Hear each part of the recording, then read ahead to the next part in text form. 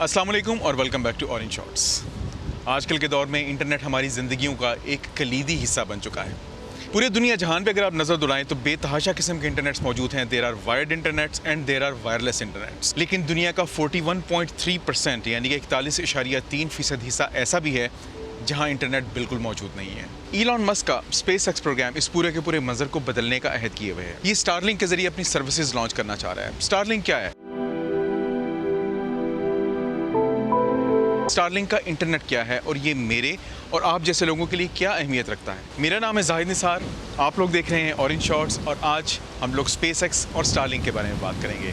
तो let's start. दुनिया के वो तमाम इलाके जहाँ पे इंटरनेट नहीं है उनको कवर करने का सबसे आसान तरीका ये है कि आप स्पेस में सैटेलाइट छोड़ दें। वो सैटेलाइट्स एक एरिया को कवर करेंगी और आपको इंटरनेट प्रोवाइड करेंगी। आपको ये जो डोम मेरे पीछे नज़र आ रहा है जिस पे JRC लिखा हुआ है, this is our satellite internet, हमारे जहाज़ का सैटेलाइट इंटरनेट। हम इसके ज़रिए सैटेलाइट से इंटरनेट लेते हैं। But there is a small problem with the satellite internet. First of all it is very expensive. Secondly ये बहुत सारे एरिया को कवर तो करता है लेकिन satellites are very high up in the space. तकरीबन 3500 किलोमीटर्स के ऊपर एक सैटेलाइट मौजूद होती है। विच रियली मीन्स इज कि आप जब डाटा को अपलोड करते हैं तो 120 मिली सेकेंड्स डाटा को जाने में लगते हैं और 120 मिली सेकेंड्स डाटा को वापस आने में लगते हैं। Theoretically it's a latency of about 240 milliseconds, लेकिन अगर आप एक्चुअल की बात करें तो actually there is a latency of 400 to 600 milli seconds.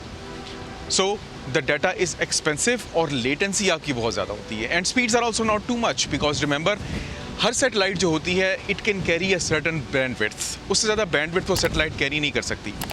Users बढ़ते जाएंगे, बैंडविड्थ पर यूज़र कम होती जाएगी and these are the issues that Elon Musk SpaceX and Starlink wants to address। दुनिया में डिफरेंट किस्म के इंटरनेट प्रोवाइडर्स हैं। Every country has a few different kind of internet providers. Pakistan में जो सैटेलाइट इंटरनेट प्रोवाइडर है the name is Yaclick. Last time just out of fun मैंने कहा कि यार मैं इनका ज़रा कनेक्शन चेक करता हूँ, उनसे पूछता हूँ कि मुझे कितनी स्पीड मिलेगी और कितनी लेटेंसी मिलेगी। First of all the plans are very very expensive. Speed was maximum up to 50 megabits per second but the plans they were from $30 to $150। काफ़ी सारे पैसे बन गए। They are very expensive. They are very expensive. और अगर हम latency की बात करें तो उन्होंने वादा ये किया कि जनाब आपको 50 मिली सेकेंड्स की लेटेंसी बनेगी। Now 50 milliseconds on paper looks very good, लेकिन one thing to remember, provider जब भी आपको कोई लेटेंसी प्रॉमिस करता है आपको हमेशा मिलती उससे ज़्यादा ही है, specially in case of satellite internet providers. So you see the things are not so good when we talk about satellite internet. अब स्पेस एक्स या स्टारलिंक अगर इसको चेंज करना चाह रहा है तो वो कैसे चेंज करना चाह रहा है? How are they doing it? तो जनाब basically they are doing it, या यूँ कहना चाहिए they are trying to do it by incorporating low earth orbiting satellites. Remember मैंने आपको बताया था कि हमारी जो यूजुअली सैटेलाइट्स होती हैं वो 3500 किलोमीटर ऊपर होती हैं स्पेस में, ताकि ग्रेविटी उनके ऊपर असरअंदाज ना हो। इलॉन मस्क का प्रोग्राम ये है कि ये सैटेलाइट जो होंगी ये ज़मीन से तकरीबन 150 से लेके और 1000 किलोमीटर्स के आसपास होंगी। सो उन सैटेलाइट्स की निस्बत they will be very close to the earth surface, ज़मीन की सरफेस से काफ़ी करीब होंगी। ज़मीन से इस कुर्बत का मतलब क्या हुआ कि आप ज़मीन से जो सैटेलाइट के ऊपर डाटा अपलोड करेंगे वो डिस्टेंस कम हो गया, आप सैटेलाइट से ज़मीन पे जो डाटा डाउनलोड करेंगे वो डिस्टेंस कम हो गया and reduction of this distance means कि आपकी लेटेंसी काफ़ी कम हो जाएगी। Space x now is promising कि वो तकरीबन आपको 25 to 50 मिली सेकेंड के आसपास जो है वो लेटेंसी देगी, लेकिन आपको एक्चुअल में लेटेंसी इससे कहीं कम मिलेगी। और रिसेंट स्पीड टेस्ट जो कि स्टारलिंक की सैटेलाइट से किए गए दे शो कि एक्चुअल में latency is about 18 milliseconds. उसकी वजह ये है कि स्पेस एक्स चाह ये रहा है कि स्टारलिंक की जो सैटेलाइट्स होंगी उनका आपस में जो राब्ता होगा वो होगा लेज़र के ज़रिए। अगर आपके पास फाइबर ऑप्टिक है तो आपको ये पता होगा कि आपके पास जो इंटरनेट का सिग्नल आ रहा है that is through a fibre optical cable. अंदर ग्लास है, रिफ्लेक्शन और रिफ्रैक्शन हो रही है, but light travels around 40% faster when it is in space. तो सैटेलाइट्स चूँकि स्पेस में होंगी और जब लेज़र से एक दूसरे से राब्ता होगा तो उनका आपस में राब्ता बहुत तेज़ हो जाएगा, जिसकी वजह से आपको लेटेंसी अच्छी मिलना शुरू हो जाएगी। 22 अप्रैल 2020 यानी कि 22 अप्रैल सन 2020 तक स्पेस एक्स स्टारलिंक की तकरीबन 420 सैटेलाइट्स को ऑलरेडी फ़िज़ा में छोड़ चुका है।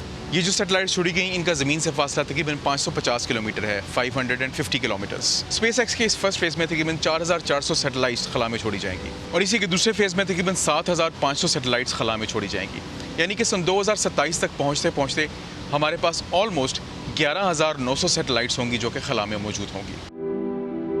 एडिशनली जो पेपर वर्क स्पेसएक्स ने फाइल किया है उसके मुताबिक वो तकरीबन 30,000 सैटेलाइट्स मज़ीद छोड़ना चाह रहे हैं। इतनी ज़्यादा सैटेलाइट्स क्यों? क्या ज़रूरत है इतनी ज़्यादा सैटेलाइट्स की? तो जनाब इसकी एक वजह है। इसकी वजह यह है कि आपकी सैटेलाइट ज़मीन से जितनी दूर होती है उतना कवरेज एरिया, उसका फुटप्रिंट उतना बड़ा होता है, उतना ज़्यादा एरिया वो कवर करती है। आपकी सैटेलाइट ज़मीन से जितनी करीब होगी वो आपको स्पीड अच्छी दे देगी, लेटेंसी अच्छी दे देगी, लेकिन उसका कवरेज एरिया श्रिंक हो जाएगा। It will shrink and that is exactly the reason कि वो इतनी सारी सैटेलाइट्स को खला में छोड़ना चाह रहे हैं, at least for the first phase 11,900 satellites. और दूसरी वजह एक और भी है कि अब ये सैटेलाइट्स हमारी बाकी सैटेलाइट से जो कि तकरीबन 3,500 से 5,000 किलोमीटर दूर होती हैं, उनकी निस्बत ज़मीन से करीब है। दैट मीन्स कि ग्रेविटी इन पे असरअंदाज होगी, और जब ग्रेविटी इनके ऊपर असरअंदाज होगी तो these satellites cannot be stationary, they will be always moving. इनमें से हर सैटेलाइट की कैपेबिलिटी ये होगी कि वो 1 terabyte per second data transmit और रिसीव कर सकेगी।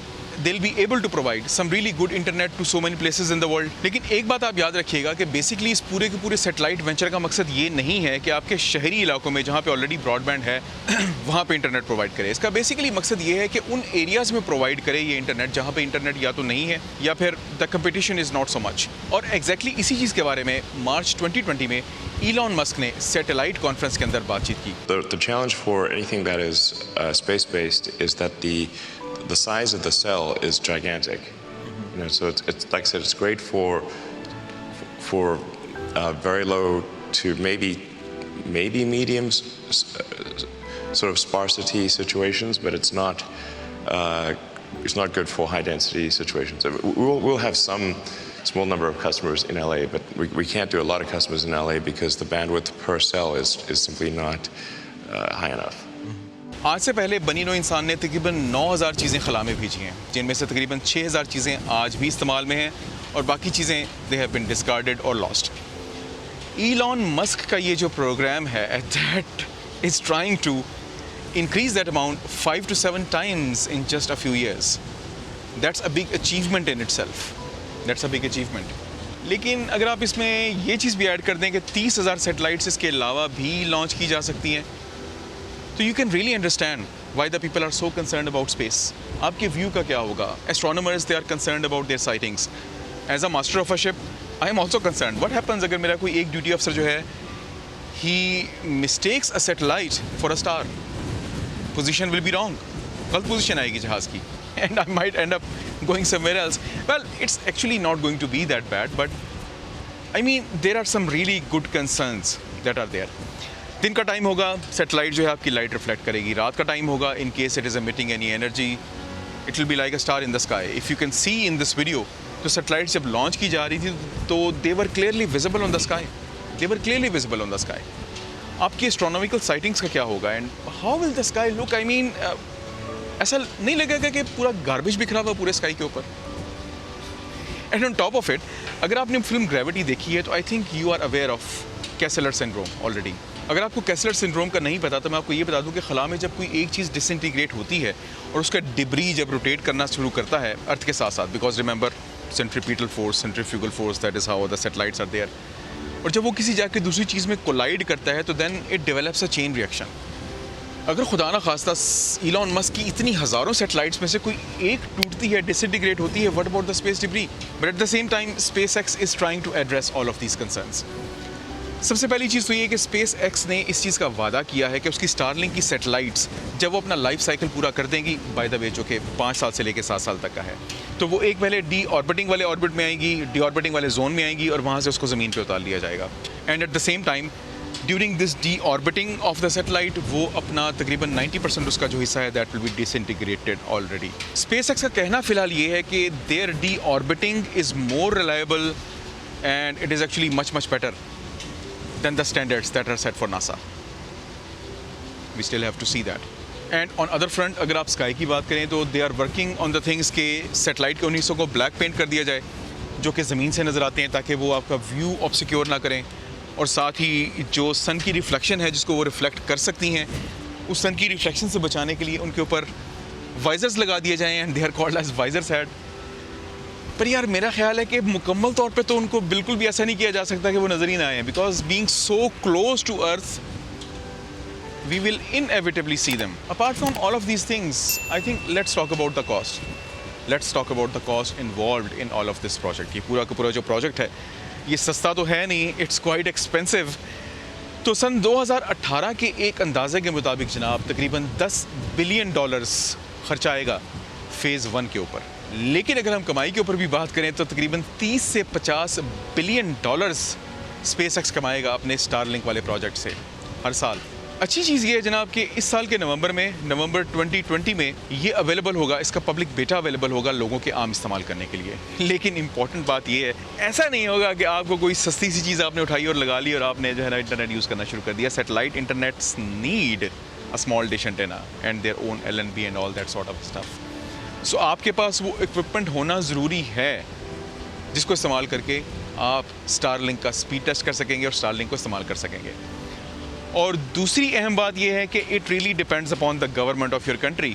वो स्टारलिंक को अलाउ करते हैं या नहीं करते. अगर वो स्टारलिंक को अलाउ नहीं करते तो obviously you will not be able to make any use of all of this all of information will be useless for you. क्योंकि अगर आप मौजूदा सिनेरियो भी देखें तो हर कंट्री ने हर सैटेलाइट प्रोवाइडर को इजाज़त नहीं दी हुई. सो ये पब्लिक बेटा बहरहाल स्टार्ट होगा साउथ ऑफ कनाडा और नॉर्थ अमेरिका से, जहाँ पे लोग इसको टेस्ट कर सकेंगे और इसको इस्तेमाल कर सकेंगे. अब मेरे ख्याल में हम बात कर लेते हैं थोड़ी सी स्पीड टेस्ट की और मैं आपको एक्चुअल स्क्रीन कैप्चर्स दिखा देता हूँ स्टारलिंक के. These screen captures were basically and actually they were released by the Starlink और उन्होंने भेजा था FCC को फॉर द क्वालिटी कंट्रोल और something, I really don't know. But उनके स्पीड टेस्ट मुझे तो अच्छा लगा यार. अगर आप डाउनलोड देखें तो it is around 100 to 102 megabits per second. अगर आप अपलोड की बात करें तो it is around 42 to 43 megabits per second. और अगर हम लेटेंसी की बात करें तो it is 18 to 19 milliseconds. By the standards of a satellite internet these are really exceptionally very good, I must say that. और ऑब्वियसली वक्त गुजरने के साथ साथ इनकी स्पीड की कैपेसिटी भी बढ़ती जाएगी, स्पीड की कैपेबिलिटी भी बढ़ती जाएगी. जैसे जैसे यूज़र्स बढ़ेंगे और सैटेलाइट्स लॉन्च भी होती रहेंगी. So things are going to improve. This is just the first initial stage. और स्पेशली अगर हम एक चीज़ कंसिडर करें, आपके घर में जो लैंडलाइन लगी हुई है, जो ब्रॉडबैंड लगा हुआ है, अगर हम उसकी एवरेज लेटेंसी देखें और सैटेलाइट इंटरनेट आपको दे रहा है 18 to 19 milliseconds. So I think it's really good. और अगर हम बाकी कंट्रीज़ की बात करें तो there latency is very bad in comparison to US. So I think उस केस में अगर आपको स्टारलिंक मिल जाता है और गवर्नमेंट अलाउ कर देती है तो it will be better for all of us, specially for the gamers I think. क्योंकि गेमर्स ऐसे लोग हैं जिनको लेटेंसी का सबसे ज़्यादा इशू होता है. वो चाहते ही हैं कि उनको ज़ीरो लेटेंसी मिले, पर यार ज़ीरो लेटेंसी तो दुनिया में कहीं नहीं है यार, दुनिया में कहीं नहीं है. और स्पेशली मैं एक बात हमेशा कहता हूँ and I would like to repeat the same thing again. हम इंटरनेट के बारे में एक्साइटेड बहुत होते हैं, हम प्रोडक्ट्स के बारे में एक्साइटेड बहुत ज़्यादा होते हैं.